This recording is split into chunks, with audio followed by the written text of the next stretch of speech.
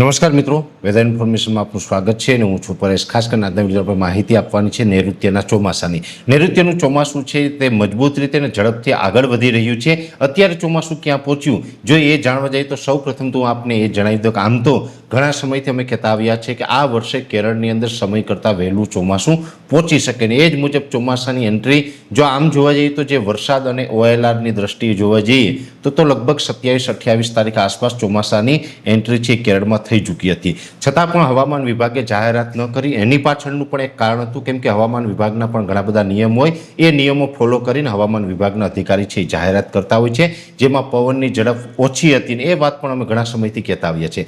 હવે એ પછી 4 જૂન 2026ના રોજ હવામાન વિભાગ તરફથી જાહેરાત થઈ કે કેરળની અંદર ચોમાસું પહોંચી ગયું. એટલે સમય કરતાં ચોક્કસથી ચોથા દિવસે જાહેરાત થઈ છે. સામાન્ય રીતે 1 જૂન છે એ ચોમાસું પ્રવેશ કરવાની કેરળની નોર્મલ તારીખ ગણવામાં આવે છે.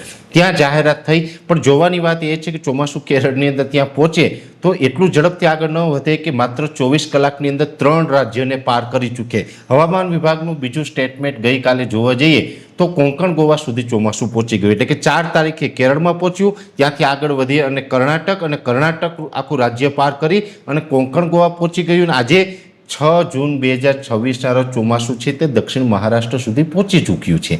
હવે આમ જોવા જઈએ તો હવામાન વિભાગ છે એમનું સ્ટેટમેન્ટ એમની રીતે બરાબર જ છે, એમાં ખોટું કશું જ નથી. પણ કહેવાનો મતલબ એ છે કે પવનની ઝડપ હતી એ ઓછી હતી, જેને કારણે એ જાહેરાત મોડી થઈ. નહીંતર તો ચોમાસું છે એ 27 તારીખથી સતત આગળ વધી રહ્યું હતું અને અત્યારે દક્ષિણ મહારાષ્ટ્રના અમુક ભાગો સુધી ચોમાસું પહોંચી ગયું છે. નહીંતર જનરલી 24 કલાકની અંદર ચોમાસું છે કેરળમાં પહોંચ્યા પછી 24 કલાકની અંદર કોંકણ ગોવા સુધી ના પહોંચે. ત્યાં પહોંચવામાં પણ એને કમસે કમ 4 થી 5 દિવસનો સમય લાગતો હોય છે. પણ આ એક ટેકનિકલ કારણ હતું, એમને કારણે આવું થયું છે. પણ અત્યારે ચોમાસું જે દર વર્ષે જ્યાં પહોંચવું જોઈએ ત્યાં ચોક્કસથી પહોંચી ગયું છે. ચોમાસું અત્યારે મજબૂત છે, જેમાં ખાસ કરીને ઓફશોર ટ્રફ છે એ બંધાવાનું ચાલુ થઈ ગયું છે કે જે આપણે ચોમાસા દરમિયાન દક્ષિણ ગુજરાતથી લઈ અને કેરળના દરિયાકાંઠે જે આખો ઓફશોર ટ્રફ બનતો હોય છે એ ઓફશોર ટ્રફ છે એ પણ મજબૂત હોવો જરૂરી છે ને એ અત્યારે બનવાનું ચાલુ થયું છે. અત્યારે કર્ણાટક અને કેરળના દરિયાકાંઠે એક સિસ્ટમ પણ બની છે. આ સિસ્ટમ છે એ આવનારા 4-5 દિવસ સુધી કર્ણાટક હોય, કોંકણ ગોવા છે, કેરળના ભાગો છે અને બીજા અન્ય વિસ્તારોની અંદર સારા વરસાદના રૂપમાં અસર કરે તેવી શક્યતાઓ છે. હવે ચોમાસું આગળ વધી રહ્યું છે એટલે અત્યારે ઘણા બધા મિત્રોને એવું લાગતું હશે કે જો મહારાષ્ટ્રના દક્ષિણ ભાગો સુધી એને લગોલગ આવી ગયું હોય તો ચોમાસું 15 જૂન પહેલાં ગુજરાતમાં પ્રવેશી જશે. પણ એવું નથી. અમે પણ વારંવાર આપણે એ જ કહેતા આવ્યા છે કે ચોમાસું ઝડપથી આગળ ચાલશે, પણ મહારાષ્ટ્રમાં એમાં પણ ખાસ કરીને ગોવાથી લઈ અને મુંબઈ વચ્ચે ગમે ત્યાં મોન્સૂન બ્રેક કન્ડિશન સર્જાશે. જોકે મોન્સૂન બ્રેક કન્ડિશન ઘણી વખત સર્જાય ત્યારે સામાન્ય રીતે 2 દિવસથી લઈને 15-20 દિવસ સુધીનો એ સમયગાળો હોય છે. ઘણી વખત 15 દિવસ ચોમાસું રોકાઈ જતું હોય. આ વર્ષે એવું નથી થવાનું. ચોમાસું છે એના નિયત સમયે જ ગુજરાતની અંદર પ્રવેશ કરી જશે. પણ અત્યારે ભલે મહારાષ્ટ્રના દક્ષિણ ભાગો સુધી પહોંચી ગયું હોય એનો મતલબ એવો નથી કે ગુજરાતમાં વહેલું આવી જશે. ગુજરાતમાં એના સમયે જ ચોમાસું પહોંચશે. અને અત્યારે જોવા જઈએ તો ચોમાસું છે એ હવે લગભગ મહારાષ્ટ્રના દક્ષિણ ભાગોથી લઈ અને મુંબઈ વચ્ચે ગમે ત્યાં નિષ્ક્રિય થશે અથવા તો ધીમું પડે તેવી શક્યતાઓ હાલ અમને લાગી રહી છે, જે વ્યક્તિગત મારા પ્રિડિક્શનમાં મને જાણવા મળ્યું છે.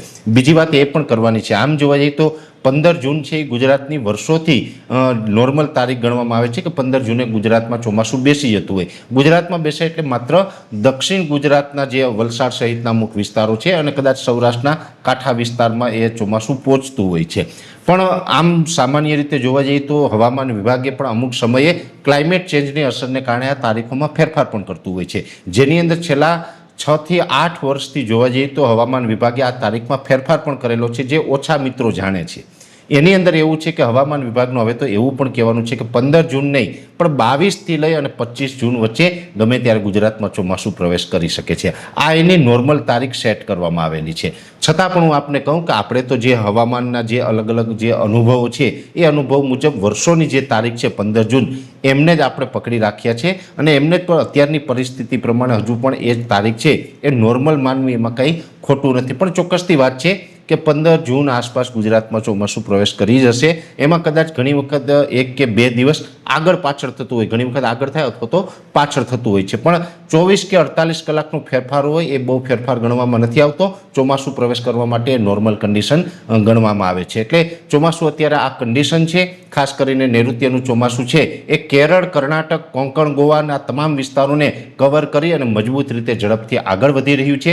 મહારાષ્ટ્રમાં હવે કેટલા દિવસ એ લગાવે છે, મહારાષ્ટ્ર પાર કરીને હવે એને ગુજરાતમાં સીધો પ્રવેશ કરવાનો હોય છે. અને સામાન્ય રીતે જોવા જઈએ તો ઘણી વખત એવું પણ બનતું હોય કે મહારાષ્ટ્રમાં ચોમાસું પ્રવેશ કરે એ પછીથી 48 કે 72 કલાકની અંદર ગુજરાતમાં પ્રવેશ કરી જતો, એટલે કે 2 થી 3 દિવસમાં ગુજરાતમાં આવી જતું હોય. હવે આજ જોવા જઈએ તો 6 જૂન થઈ છે, તો એનો મતલબ એવો નથી કે 9 કે 10 જૂન સુધીમાં ગુજરાતમાં પહોંચે. ગુજરાતમાં એ પહોંચતા વાર લાગશે. મહારાષ્ટ્રની અંદર અમે વાર્ષિક કાર્યક્રમોમાં પણ જણાવ્યું, છેલ્લા 2 મહિનાથી અલગ અલગ મીડિયાના મારફતે અને આપણી યુટ્યુબ ચેનલના મારફતે માહિતી આપી રહ્યા છીએ. એમ ગુજરાતની અંદર ચોમાસું એના નિયત સમયે જ પહોંચશે. એનું કારણ છે કે મહારાષ્ટ્રમાં હવે ચોમાસું પહોંચી અને નિષ્ક્રિય થશે અથવા તો ધીમું પડશે, જેથી કરીને ગુજરાતમાં ચોમાસું વહેલું નહીં આવે. પણ સમય કરતાં ચોમાસું અત્યારે વહેલું ચાલી રહ્યું છે. મજબૂત રીતે ચોમાસું આગળ વધી રહ્યું છે અને ખાસ કરીને ગુજરાતમાં વર્ષ સારું થવાનું છે. એટલે આ મજબૂત ચોમાસું છે એ ઝડપથી આગળ વધી રહ્યું છે. અને ક્યાં ચોમાસું પહોંચ્યું એની જે માહિતી અગત્યની હતી આપના સુધી પહોંચાડવાનો પ્રયત્ન કર્યો છે. વિશેષ માહિતી છે આવતીકાલના વિડીયોની અંદર આપવામાં આવશે. અત્યારે વિડીયોની અંદર એટલું જ. અંતમાં દરેક મિત્રોને વિનંતી રહેશે કે વિડીયોને લાઈક આપીને દરેક ગ્રુપમાં શેર કરી દેવો. જો તમે અમને યુટ્યુબ ઉપર જોઈ રહ્યા હોય તો ચેનલને સબસ્ક્રાઇબ કરજો, સાથે ફેસબુક તથા ઇન્સ્ટાગ્રામ આઈડીને ફોલો કરજો. નમસ્કાર.